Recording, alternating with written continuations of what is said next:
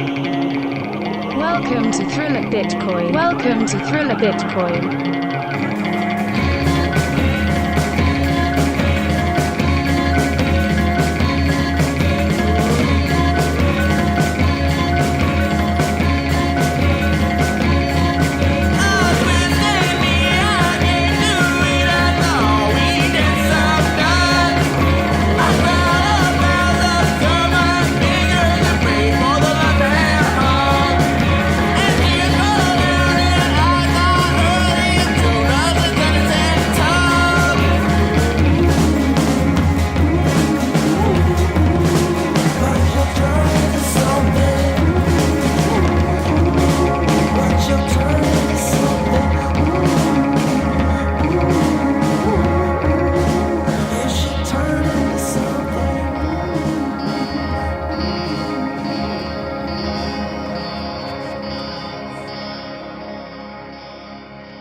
I think one thing that maybe doesn't always come off, and a lot of people haven't started a business and don't really understand the difficulties, the just everyday machinations of chaos or putting things back together.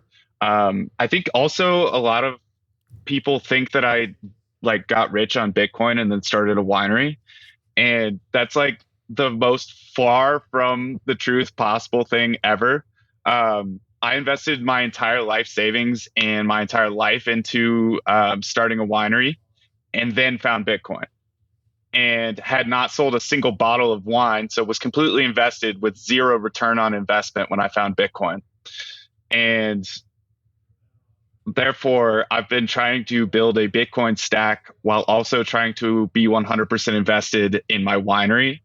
And wow, has that been like ratcheted up the difficulty level of both to a massive degree, but it's also like long term increase the success of both, increase the viability of both, and just increase the quality of, I think, my future life going forward. But yeah, I've been on the edge of finances, as I think a lot of Bitcoiners can relate, but also multiplied by the fact that I have a business that has 3-year time to liquidity on top of the wanting to hold for 4 years on Bitcoin.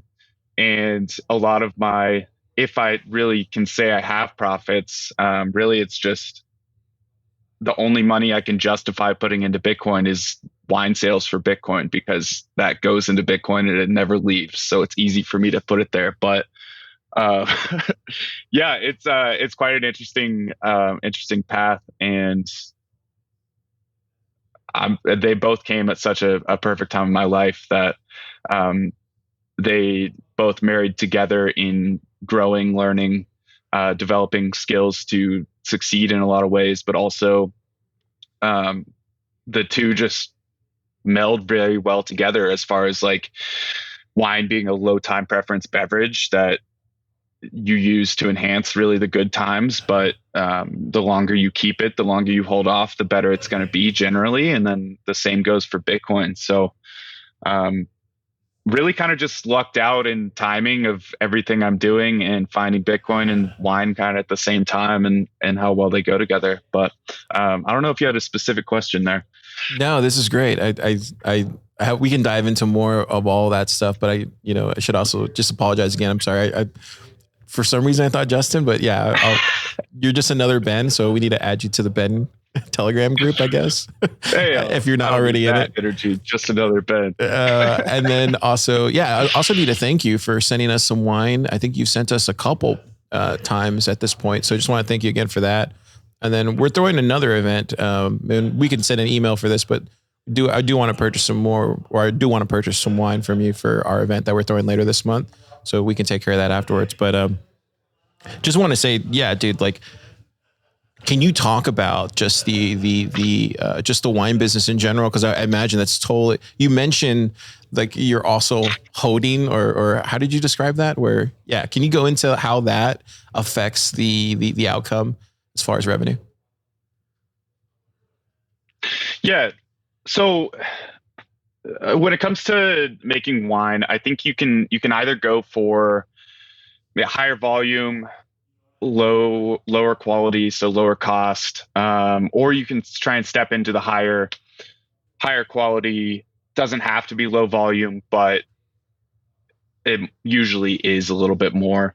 So, and when you're stepping into higher quality wine, you really get a ton of benefit from literally just sitting on it. Like how I make wine is I get the grapes, I crush them and like basically just take the stems out, the juices, like it breaks open the berries. That ferments for 2 weeks, and then after the fermentation's finished, I put it in barrel. And then once it's in barrel, I top it off about once a month and just make sure it's all aging well. And that's pretty much the extent of what I do for a year while it's in barrel. That's like the wine making process. But then once I bottle it, it's not done. However, like my role is done. So when I bottle it, then I let it sit in the bottle for another year is at least what I try to get. And what I've noticed is when I bottle it, I'm like, man, this wine kind of blows. Like I could see the potential, but it's not good. It's too young. It's meant to be older. And it's this, when I was first started doing it, man, that was scary. Putting wine in that I'm calling finished that I don't think is very good with just the like hope.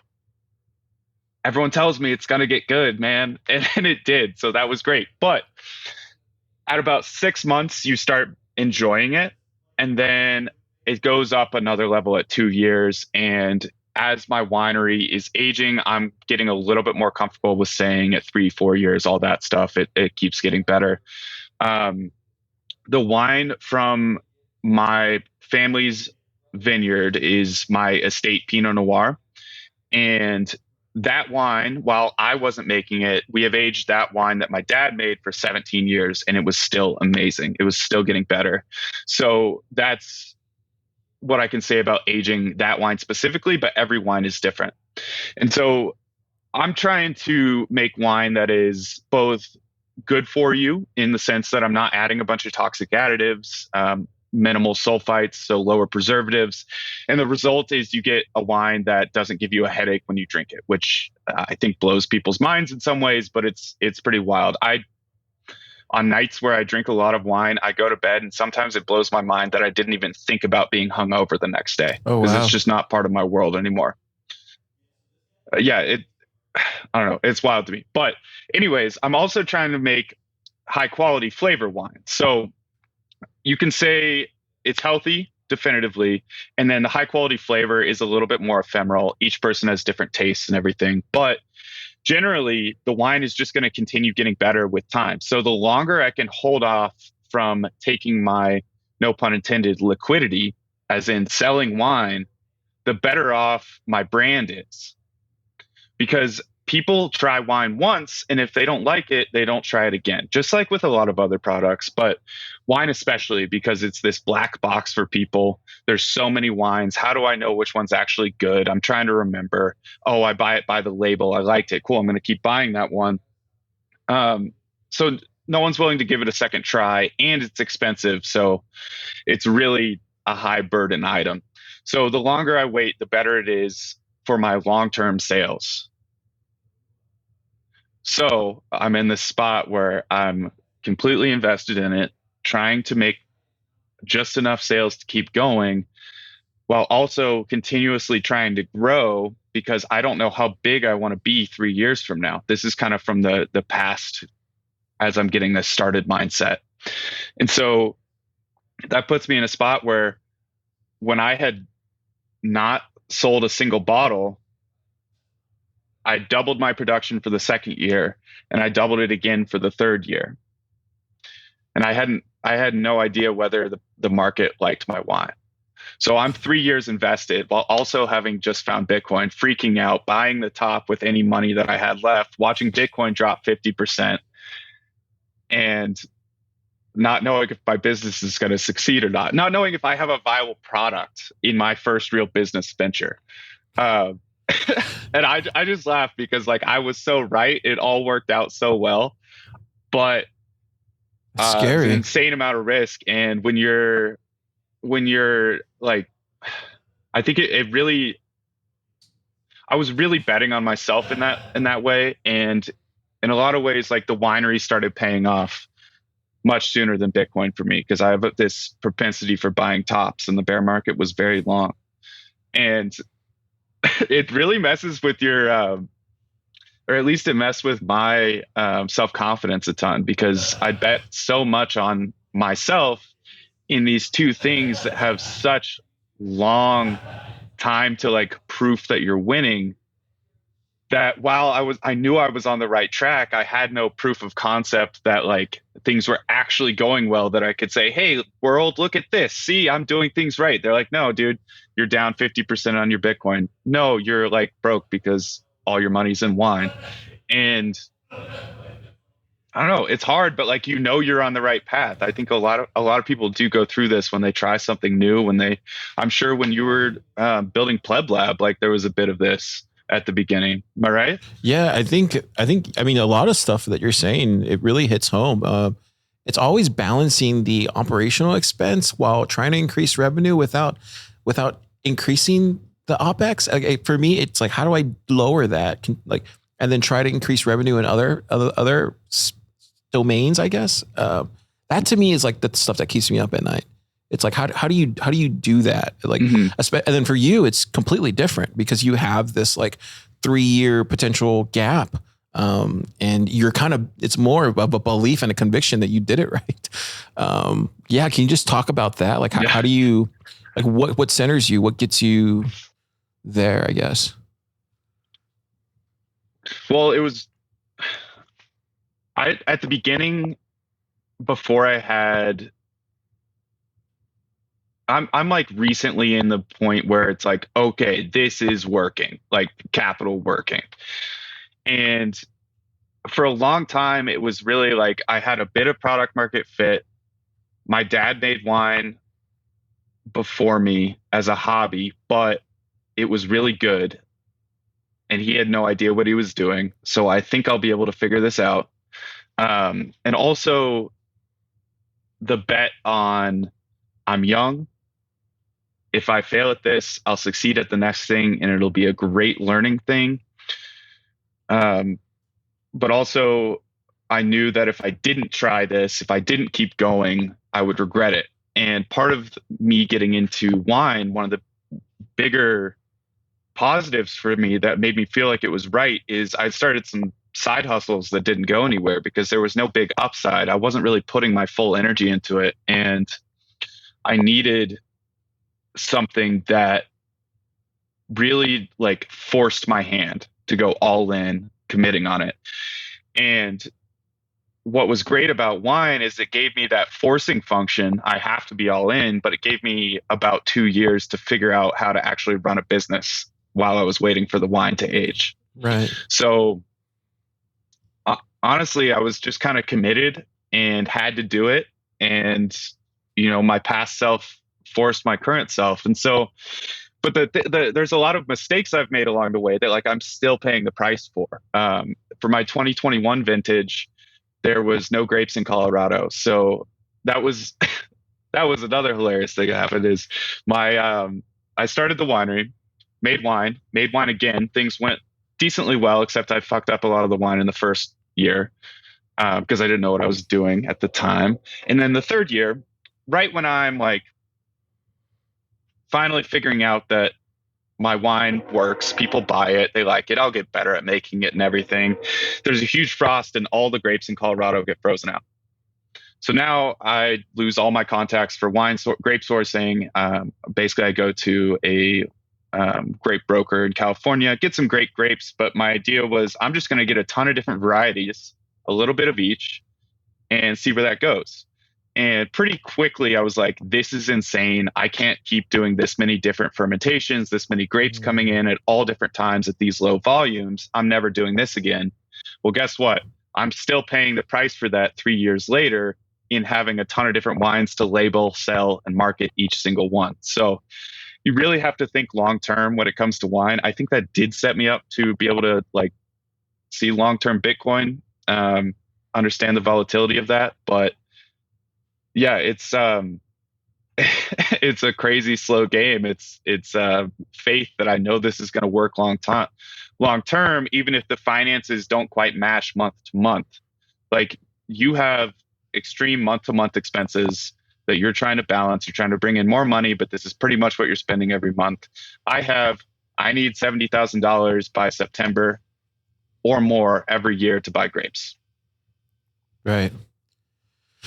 Gosh, I love hearing other people's problems on the business side because it makes me feel a little like a little less, stressed out. Sorry, yeah, but no, I mean, these are all real hurdles that we have, right? And it's stuff that a lot of us don't talk about or we keep to ourselves, or it's just. And I thought it was very brave of you to share that, and so thank you for that. Definitely, a lot of what you're saying is resonating with me, and it's also just cluing me into how it very much is a low time preference game when it comes to building a business long term.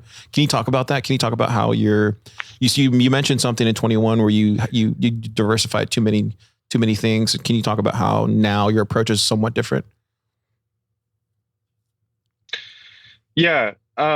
Basically, I just made a bunch of wines that were all good, but I didn't have a ton of volume of each of them. So now my expenses are raised because I'm developing brand new labels for each one, marketing each one, and have so much I'm just split so many more ways with that.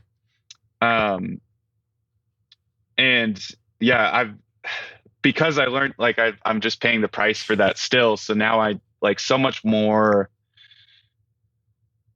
I don't want to say decisive. I'm not hesitant. It's just decisions matter for so long that they take this outsized burden where I think what you're referencing about my Twitter post was about my Satoshi's Preserve release, and I'm happy to get into that. But just to set the stage is I made that wine 3 years ago. Oh, wow. And I always wanted it to be that was right when I was really going down the Bitcoin rabbit hole is when I made that wine. And over time that morphed into look, I'm just going to choose the best barrel of my wine. This is before I really got to posting on Twitter, into the Bitcoin community, everything. And was just I want to make a Bitcoin wine. This is my passion. And, it's one barrel. I think that year I made 25. I can take one barrel and make a Bitcoin wine, and I don't know, I'll figure it out. And over time, it became more and more clear that was the right decision. But I still had a general concept of this is going to be a Bitcoin wine. And so finally started developing the label with my best friend from high school was a graphic designer now. So that really has helped in the process of building my brand. But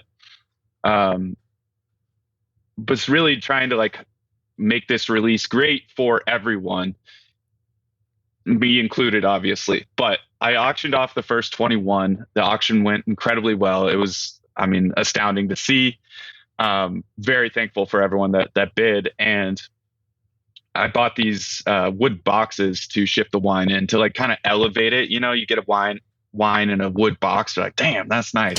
And Yeah. The wood box is broke. So that was great. These people paid a premium for these wines that I want. They're my best wines of the vintage, really trying to make them special. They bought them with Bitcoin. So that's ultimate. You need great customer service. And then I get pictures of these wines showing up. The wine is fine. Some of the labels got scratched and the box is broke. I inserted some special vinyl images as well, and those broke. And it was just this ultimate high of oh my God, I just sold this wine for so much money. People love it. This is amazing. I'm killing it, to wow, all right. So not all of them, but some of them probably will be pissed. And that was not a good experience. I need to see how I can, damage control. So texted everyone individually, just how was your experience? What can I do? You need an A+ experience. Stop sending the boxes, which I spent $3,000 that I definitely did not have to buy. So now I still have 250 boxes that I'm sitting on that I have no idea how I'm going to use, but I'll figure out a way. And then I think the hard part going forward was these people that did get the good experience, getting the box, getting the wine, everything came well, because there was only a few of them that I really had damage with, but enough that I was not doing that again. Then they started posting their orders with the box, with the little vinyl piece that I specifically made just for the auction winners.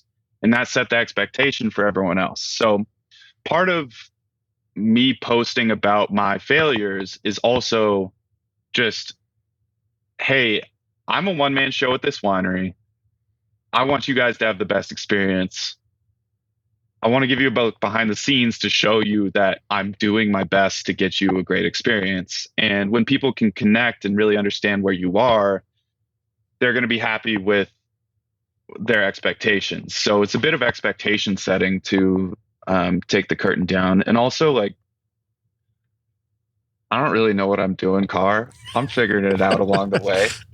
That's the beauty of this. Dude, you had me convinced. I think you had a lot of us convinced. I mean, but that's what it is, right? It's like faking it till you make it sort of thing. No one really knows what they're doing. I mean, right?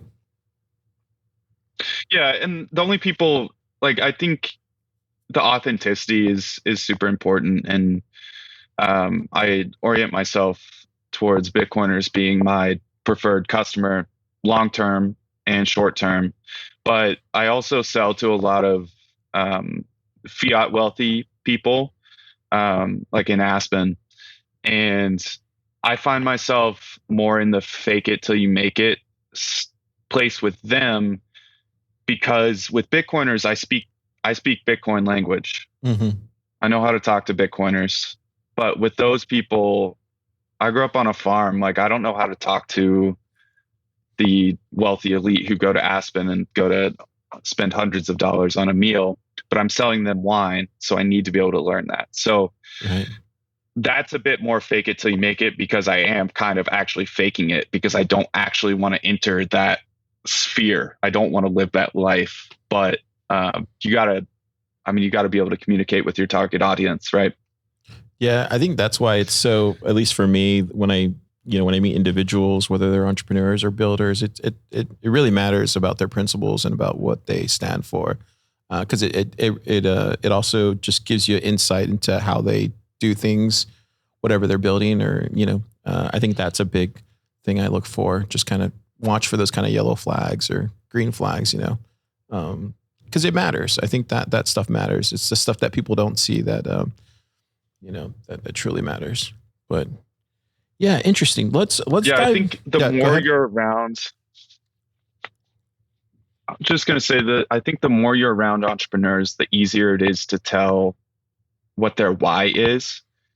And it kind of sounded like you're like me in this, in that if that why isn't directly core to them, kind of like a real reason, as opposed to getting rich, this is what I feel like I have to do, a lot of other things that are more on the surface. But it's really hard for me to relate or be around that, just because I don't know what I'm building.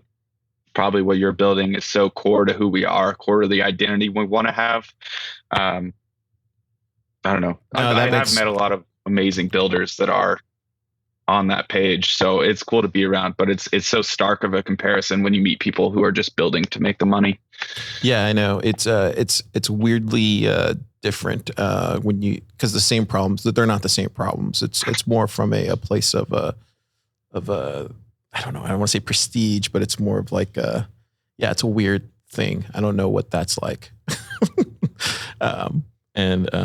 So let's jump into like your day to day, because I'm trying to picture you out there in the vineyard. Like what's your daily kind of like, hey, I get up at this time, hey, I do this. Like how does that look as far as like what you're doing, Ben? Mm-hmm. So it changes a decent amount throughout the year, and I would just say that I've 5 years in, I'm really only finding my perfect, and not even perfect, but a great flow to my work day now. it's, I don't know, it's hard to find what exactly works for you. So these days I am, so I don't do the farming. I help occasionally, but it's not my job. How it works is my dad is my farmer. I buy the grapes from him. And so it's a bit of a family business in that, but the vineyard is not like part of the winery as the business goes. So yeah, I'm out in the field a little bit, but not nearly as much as probably everyone assumes, because I have a whole business to run and wine to make. But I wake up with no alarm, usually 7:30 or 8, and go for a short walk just to get my brain going, take my dog out, walk down to the river, and then come back and drink electrolytes and coffee while I read a business book or nonfiction book to get my brain stimulated, put me in a business mind space. And also, like, I'm trying to learn so much. So that's the time that I've found to read nonfiction that works for me. And it's been blasting through books, which is great. Then right after I finish my coffee, I dive into 30 minutes to an hour of deep work just to like nail down focus before I eat anything, and try and go deep in a project basically until I get hungry.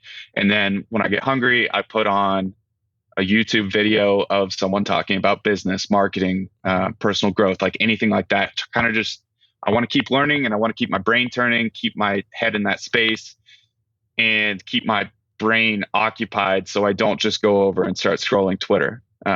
Because if I start scrolling Twitter in the morning, my day is over. I'm not doing anything that day. It just destroys my dopamine and destroys my ability to focus. It's unfortunately how I built my business. So I'm trying to figure out a better way to do it, but it doesn't work for me now.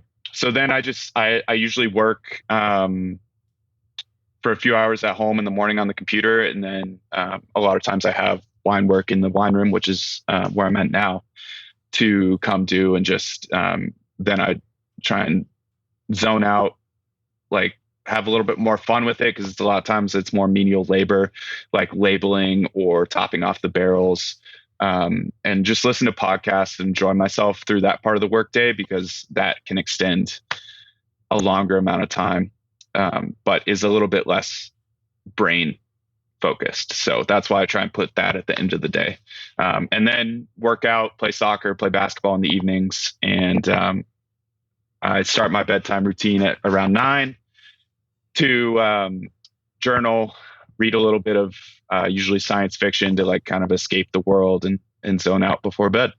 That's my day. Do you find yourself, does it feel, I guess you said seasonal earlier. Does it change depending on what time of the year it is? Yeah. So winter and spring, that's pretty much my schedule. And I'm trying to make that be summer as well. Fall is always going to be winemaking season, which is insane. It's just, I got a call. My grapes are ready. They're picking them tonight or tomorrow.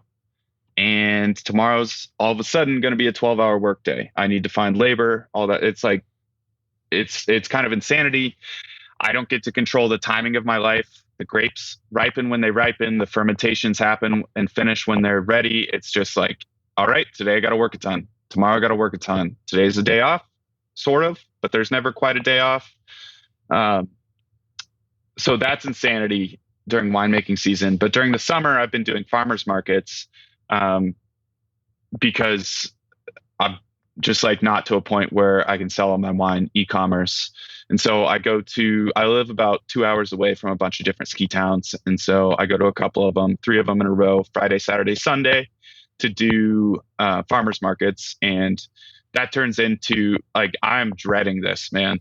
I've done it. I did 5 a week to start out, 4, and then last year 3. So I'm like slowly whittling it down, trying to get to 2 this year, because each farmers market is a 12-hour day. And it's driving, it's setting up, and it's being turned on and selling for like 6 to 8 hours. It's brutal. And I need to do it. It's how I've survived. It's where last year, 50% of my income came from 3 months of farmers markets. That's decreasing as my online sales are growing, but I need the money because I have huge expenses in the fall. And so it's this funny ramp up where it's like, oh yeah, busy season's about to start. And then they're like, well, what about after busy season? Can we make plans then? And I'm like, look, man, after busy season is insane season when winemaking comes. So I'm already insanely burnt out from just working normal business, then adding 36 hours of farmers markets a week onto my schedule. And then there's a period of both farmers markets and winemaking at the same time, and then finishing out winemaking. And by November, December, I am just toast. I'm done. Oh, gosh. So wow, dude. I'm trying to like even that out a little bit, but there's always going to be the seasonality when you're in a farming related business.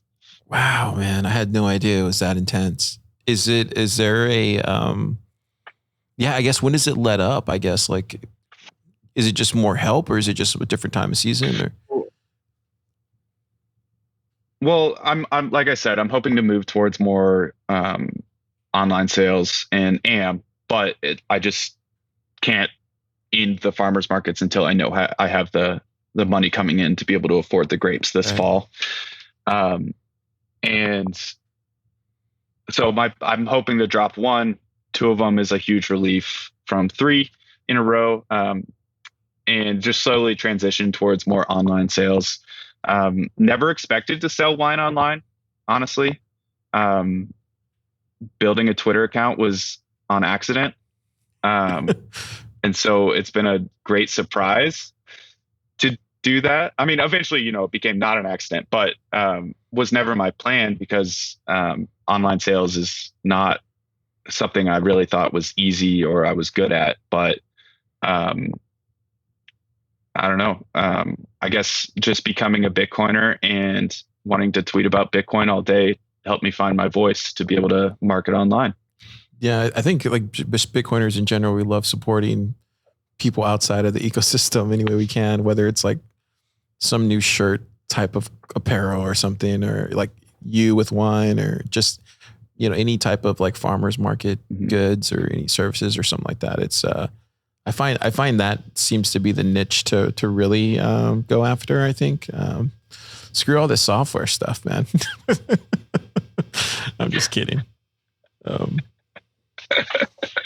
Well, I mean, there's a bit of like, there's obviously Bitcoin is not a culture. There's a bunch of subcultures within it, but one of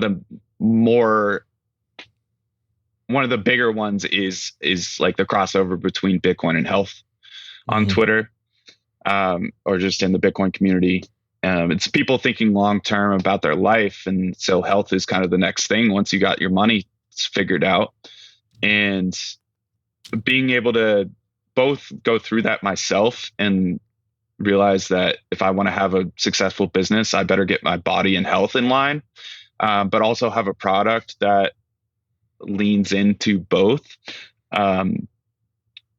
Has worked pretty well to elicit a strong response. I think I am also like, I buy from Bitcoiners or from people that are local. Those are the two things that I support. Like if it costs more, I'm going to buy it because I want to support local or a Bitcoiner. Those are my two communities that I want to see thrive. And I think we inherently all kind of just get that. Sometimes local's harder, sometimes Bitcoiner's harder in certain things, but we all just we vote with our money by holding Bitcoin, and we want to vote with our money with purchases too, whether you're buying with Bitcoin or not. It's I think it just becomes like so ingrained in learning about Bitcoin that you want to like invest in other people that don't think you're crazy, that like see the world the way you do. Yeah. Especially since it's like such a drastic shift from the way most people see the world, that it's Yeah, it's very visceral. It's also very, very cool to have people say this is the first, your wine is the first thing that I've ever bought with Bitcoin. Like that's a pretty honorable place to be in someone's life. First time they've Absolutely. ever spent Bitcoin. Come on. Absolutely, man. That's amazing. So let's talk about your wine and why it's the best wine in the world. Tell us a little bit about your process and how you are different than any other wine that's out there. Best wine of the world. Thank you for. I didn't realize you were there. That's a Preston Pish quote that he gave me. Your wine is the best wine in the world. So thank you, Preston. What I'm doing is making wine in the highest wine region in North America. So super high elevation. And what that does is really just it I think it makes it taste better, but it increases the acidity to a point where it's like this electric acidity where you want to just take another sip because it fires your saliva glands. It makes you thirsty when you're drinking, which is pretty wild. And then it also brings out the fruitiness of the wine. So this is the same for all fruit that's grown in my area, which peaches, cherries, nectarines. It's a great place for growing fruit. But in wine, you're not going to really get the super earthy wines that you can get some places. You're going to get like more acidic and more fruity, which probably just from growing up here, that's my flavor palette. That's what I enjoy. But I think it makes for some pretty special wines, especially in Pinot Noir, which is my estate variety, what I grow myself. And that, along with our soil, makes for a much lighter, beautiful, balanced acidity. And the fruit really shines through in wine that can be a little bit overdone. Like I find West Coast Pinots to be just gigantic, punchy in the face with flavor, when it's meant to be a bit of a delicate grape. So I relate my Pinot Noir expression a little bit more to what I've found typical to Burgundy. It's the high elevation, cool air really brings out a lot of the same flavors as you can get over in France. But the biggest thing, because flavor, like I said, is ephemeral. Everyone enjoys different things. I can say it's the best wine ever, but you might not like it. That's just the fact of life for everything. We all have different flavor profiles that we enjoy. But the biggest thing I can tell you about my wine is you're not going to feel like crap afterwards. Nice. And I didn't really realize until I got into the wine industry how much was added to other wines. I won't go into like super details here. I have some threads on it that people can read, but basically, you think of the wine as grapes. That's what you make wine out of. And then there's no ingredients on the bottle. There's no ingredients list required on a wine bottle, but there's tons of things added. And basically you can get grapes that are crappy and just add different chemicals to them that change the taste, texture, aroma, the color. Basically anything you can describe about a wine, you can add something to it to change it. Mm-hmm. And so within all that, you don't have to have as high quality grapes. So you're adding a ton of preservatives to preserve the low quality grapes, manipulating the flavor. And the end result is just this like wine related concoction of a bunch of things in it that makes you feel like crap afterwards. I can't tell you how many people say, no, I can't drink red wine. I get headaches. They drink my wine and they're like, oh my God, I can drink red wine again. Or I can't drink American wine. I can drink Italian wine and I feel good. Or is that why I feel great about drinking wine in Italy? And it's because I make my wine pretty much the same way they do over there. They take the long time preference approach, the way they've been doing it for centuries with no additives, just the grapes. And it works well. The reason that these wineries are adding all these horrible things to their wine is for profitability. You can't take risk. You can't have a bad year. You're producing commercial wines that taste the same every year, regardless of how good the grape crop is, what conditions came in, because you are producing a commodity and you are fighting to the lowest price while inflation is eating up your bottom line. And so They're just having to take shortcut after shortcut after shortcut to stay in business, produce a wine that is mass market, and it has to be cheap because the people buying wine are also having their savings destroyed and can't afford to actually spend money on nice wine. So you get these people that like you're just tricked by the marketing of some fine wine when it really has all these chemicals in it and is not good for you, whether you like the flavor or not. I could say like, look, I think that the bad years make the great years good. That's what's special about it. But that's like this mystical sense of talking about wine, like how special it is and how like beautiful and it's so rare because it's just like one sip. That's your entire experience, or one glass or one bottle. And then that bottle changes from when you open it to an hour later, it's a completely different wine. If you hold it for another year, another 6 months, it's a completely different wine. So it's this super ephemeral, short experience that you actually get with the wine. What you want is to not feel bad afterwards, because that's the longer thing. That's what lasts. You don't want to take that like short-term time preference approach where, yeah, it's good sometimes. Enjoy your special occasion, enjoy your anniversary, enjoy your night with friends. Like, we all see the benefits of alcohol. It's been around for a long time, but the downside can be made so much less bad. And since there's such a black box around wine, it's hidden behind a sheen of classism, of just insane marketing and no transparency. You can get away with a lot on the backside, and it's a really shady industry that I guess I've joined. It really reminds me of the dichotomy in industry between Bitcoin and crypto, where Bitcoin is just trying to do things right. Let's build slow. Yeah, sure, there's good years and bad years, but long term, this is the right thing to do. Whereas crypto is, let's just get the money now. I don't care if this community lasts. I don't care if this coin lasts. Let's get the money. But from the outside, they're grouped together. Bitcoin and crypto grouped together. They're seen as the same thing. And people don't know about natural wine within the wine sphere because they don't know anything about behind the curtain of what's actually in the wine. So whether you like it or not, all I can say is you're not going to feel like crap after drinking my wine. Gosh, dude, there's so much to unpack there. I didn't even realize there was like the way you described that. I didn't realize there's very similar to what we see in the Bitcoin space.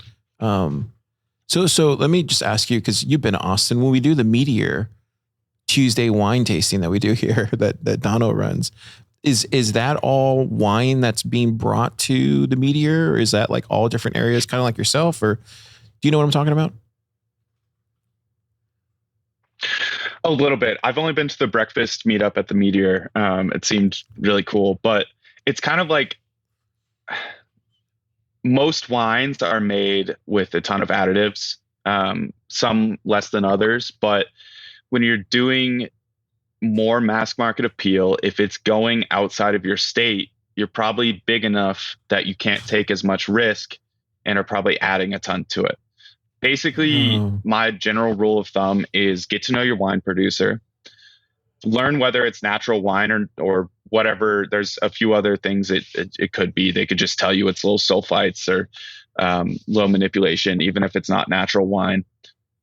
And then if you can't do that, I pretty much just buy French or Italian wine.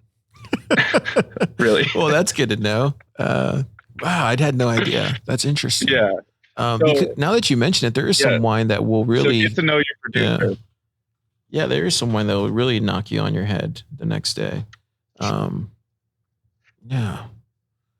Okay, so I feel like we covered a lot of that. Where can we before we sign off? Because I know we only got an hour here. Where can we send people to go get your wine, Ben? Yeah, I'd probably do the most posting on Twitter at Ben Justman. And then my website is peonylanewine.com. So PEONYLANE wine.com. And I ship to, let's say, like 46 of the 50 states. Utah is not a big fan of alcohol. So that's one of them that's a little hard, but mostly I can make it happen for you if you just shoot me a DM or an email on there. And happy to give any recommendations for the wine. My favorite right now is my 2021 Tempranillo. This might change by the time people hear this, by the time the next people hear from me. But it's funny whenever you open up a bottle, as I said, they change. It's, oh my God, this is really good. Like, this is the best wine right now. Whereas 6 months ago, it might not have been as good as, say, the Merlot or the Syrah. So I'd say, like, right now, if you're looking to drink a bottle right now, the Tempranillo is the way to go.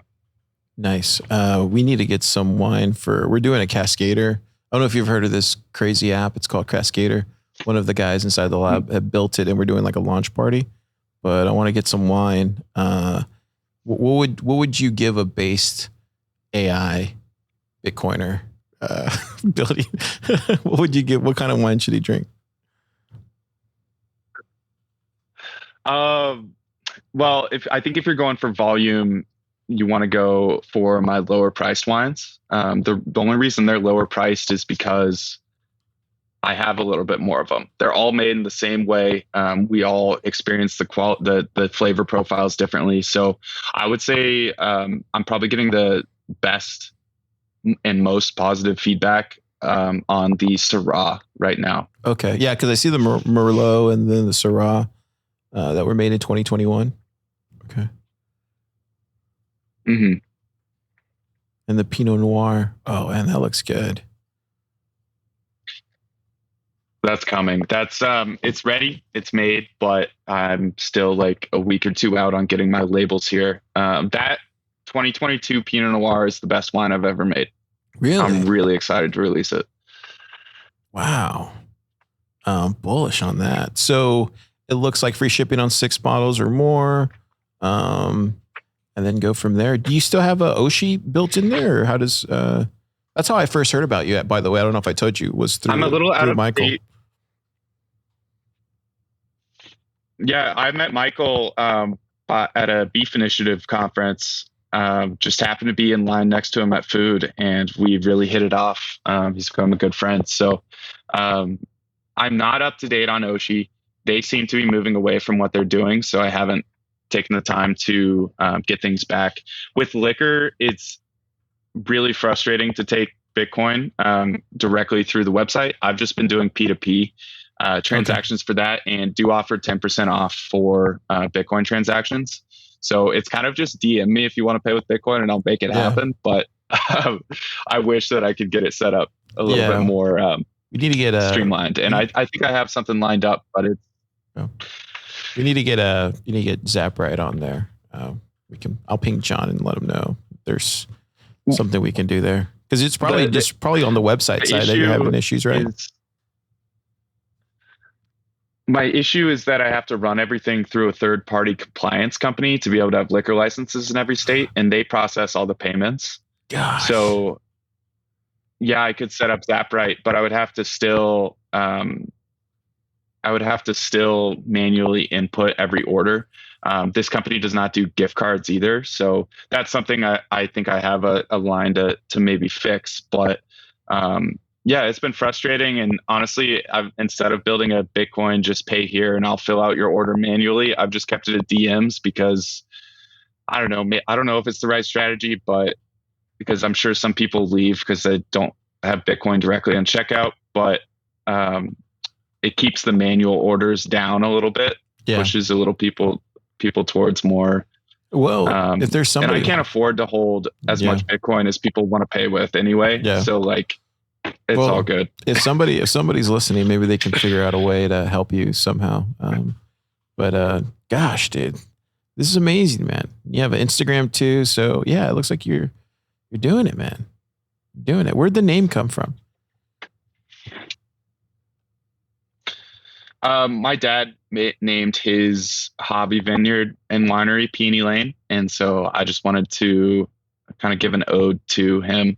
My town was named after peonies, the Latin spelling, a bit of a bastardization of it, but peonies grow insanely well here.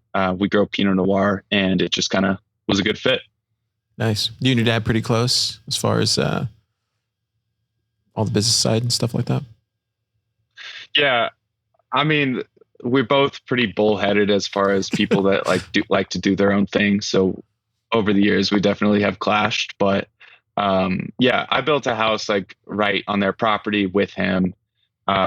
He's helped me get this business going. I don't work with him directly, I would say, but I'm around him all the time. And I think it's incredible that I get to see my parents as much as I do. That's awesome, man. Living the dream right there. Before we go, I'm going to do a little quick fire. I do like last 3 questions, if that's okay with you. What's a book right now that you're reading that you think everybody should be checking out or have read this year, maybe last year, whichever? Ooh. Well, the book I'm reading right now is called A Company of One. So that's not something that everybody should check out. But what it is talking about how growth for growth sake is not the right move for a lot of business people. You don't have to be a company of one person, which I basically am. But basically the idea is get to a point where you can build a healthy lifestyle and cap the size that you want to get. Don't just grow. Be cognizant and cap the size you want to get so you can get a better lifestyle out of things, better serve the customers you can do.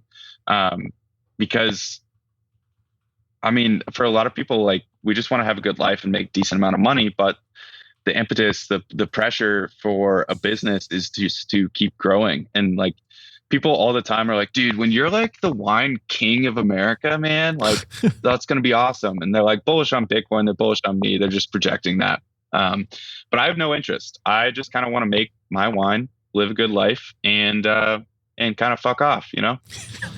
I love that. I've never heard that before about the projection thing, but yeah, you kind of do see that, right? That's interesting. It's like people, they know what's better for you than what you know what's better for you kind of thing. That's fascinating. Cool. The next question. So yeah, I'll definitely check out that book. The next question is, what type of music do you listen to? Creed. Really? Yeah. I wasn't joking about the memes, man. I love Creed. I also love Rage Against the Machine. Nice. I was in a rock band. I play drums. So anything with drums is my vibe. Okay. I got to ask you this since this will be the last question. Who's your favorite drummer? What drummer did you look up to when you were playing? I grew up idolizing John Bonham from Led Zeppelin and never could even get close to his crazy triplet fills and everything. Like that just blew my mind. But I got to see Greta Van Fleet, which a lot of people say like copied or it's sounds similar. Like, they sound like Zeppelin. Yeah. I love both. Yeah. And they, I always said if I could go back in time, I'd go to like a peak Led Zeppelin concert. And so I got to see Greta Van Fleet at Red Rocks around Denver. And they like, all of a sudden the drum solo started and everyone left. And he started playing basically like the drum solo from John Bonham that I've been wanting to go back in time and see for my entire life. So from the ones that he did, life goal fulfilled. So the live show that they used to do, did you ever see those albums or those DVDs or whatever they were called, where they had like everybody else would just leave the stage. It would just be him for 20 minutes. So wild, dude. That guy hit the freaking drums heavy. Like gosh. I love watching those. So yeah, I feel like I basically got to travel back in time and see that fulfill a music dream for me.